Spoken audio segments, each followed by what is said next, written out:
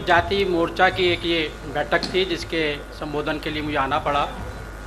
साथ साथ जेजेपी और भारतीय जनता पार्टी का सामूहिक कार्यालय का उद्घाटन था, जिसमें अजय चौटाला जी भी थे, हमारे पार्टी के सभी वरिष्ठ नेतागण भी थे। उसका उद्घाटन हुआ। जो जोश था वह नहीं, क्योंकि हमारे बीच का एक कार्यकर्ता का सुबह दुर्घटनावश देहांत हो गया था। उसमें योगेश्वर दत्त जी भी थे और वो आज उनके परिवार के साथ में वहाँ पर गए। आज बड़ौदा विधानसभा को देखकर मैं आपको आश्वस्त कर सकता हूँ, बता सकता हूँ कि बड़ौदा विधानसभा के अंदर भारतीय जनता पार्टी का उम्मीदवार योगेश्वर दत्त जिन्होंने पहले भी हरियाणा का, देश का, संसार में नाम रोशन किया है। ओलंपिक के अंदर पदक जीतना कोई मामूली बात नहीं होती। उसके लिए बड़ा समर्पण चाहिए होता है, एकाग्रता चाहिए होती है, मेहनत चाहिए होती है, लगन चाहिए होती है। मुझे लगता है कि भारतीय जनता पार्टी ने जो उम्मीदवार दिया है वो मेहनत और लगन से, आदरणीय मुख्यमंत्री मनोहर लाल खट्टर जी की दूरदृष्टता से और नरेंद्र मोदी जी का जो सपना है एक भारत जिसमें एक टैक्स हो, एक मंडी हो, एक राशन कार्ड हो और पूरा देश एक साथ विकसित दिखाई दे। मजबूत भारत, सशक्त भारत तभी बन सकता है जब गरीबों का जीवन स्तर बढ़े, हर राज्य का रखरखाव बढ़े, जाति धर्म से ऊपर उठकर सबका विकास, सबका साथ, सबको वो सुविधाएं मिलनी चाहिए देश के आम नागरिक को मिलती हैं। इसलिए हमने बड़ौदा की जनता से ये आग्रह और निवेदन और प्रार्थना की है कि बड़ौदा का विकास आप काफ़ी समय से देख रहे हैं। बड़े सरकार के प्रयासों 6 साल के बाद भी नहीं हो पा रहा, क्योंकि विपरीत दिशा में जब राजनीतिक दल होते हैं तो श्रेय लेने में ज़्यादा भागीदारी करते हैं। लेकिन हमारे देश के मुख्यमंत्री चाहते हैं कि बड़ौदा भी मुख्य धारा में आना चाहिए।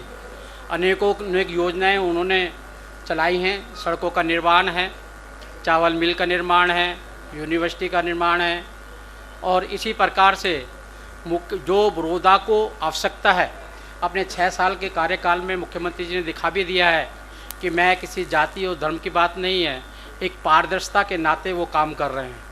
इसलिए मुझे लगता है कि जनता ने मन बना लिया है अब की बार हमें योगेश्वर दत्त जी को जिताना है। क्योंकि आपने देखा होगा कांग्रेस में तो कांटा से कांटे निकालने की बात चल रही है। पहले भी एक कांटा निकाला है और अब पुनः एक कांटा और निकालने की वो चर्चा कर रहे हैं। मुझे लगता है कि बड़ौदा के अंदर फूल ही खिलेगा, जब कांटे हट जाते हैं तो फूल ही खुलता है और वो फूल योगेश्वर दत्त जी के रूप में है।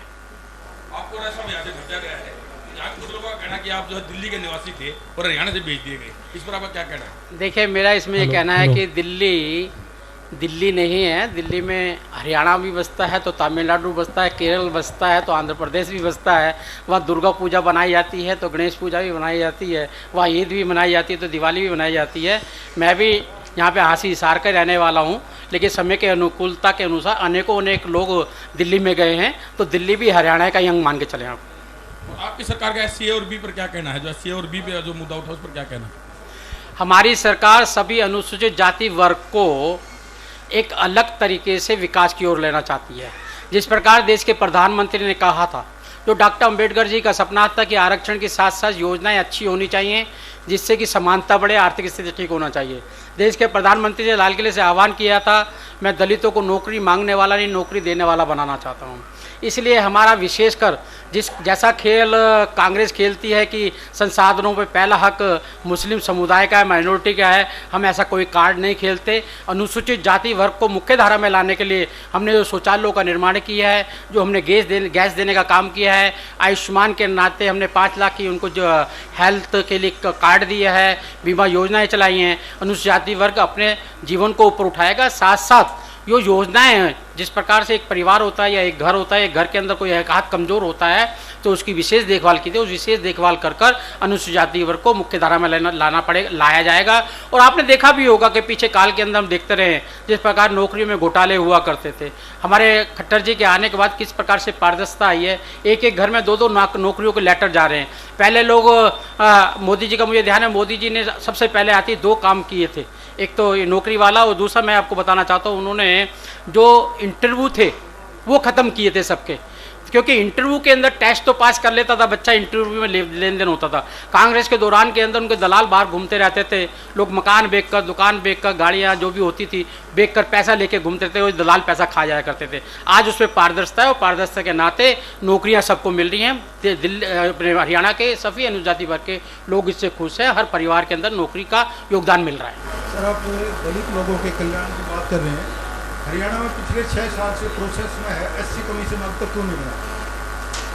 देखिएगा, आपको एक बताएं, एससी कमीशन की यहाँ तक बात करते हैं, ये एससी कमीशन हमने बनाना शुरू किया।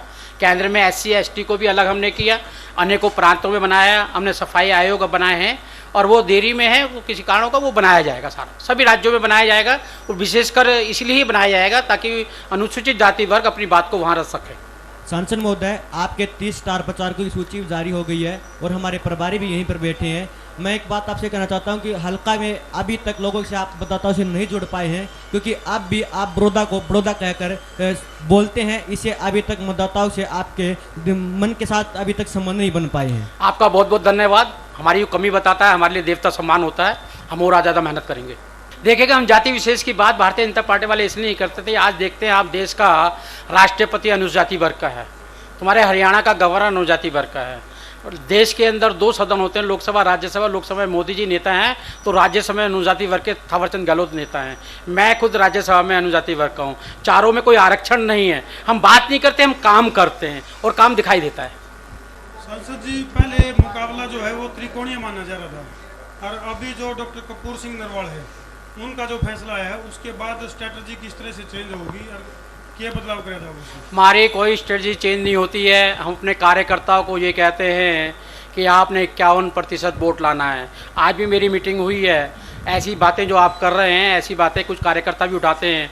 हमने उनको ये कहा है कि एटीएम से वही पैसा निकाल पाओगे जो अपने बैंक में डालोगे आप। इसलिए हमारे कार्यकर्ता 51% के लिए काम कर रहा है और 51% लेकर हम सीट को जीत कर आएंगे।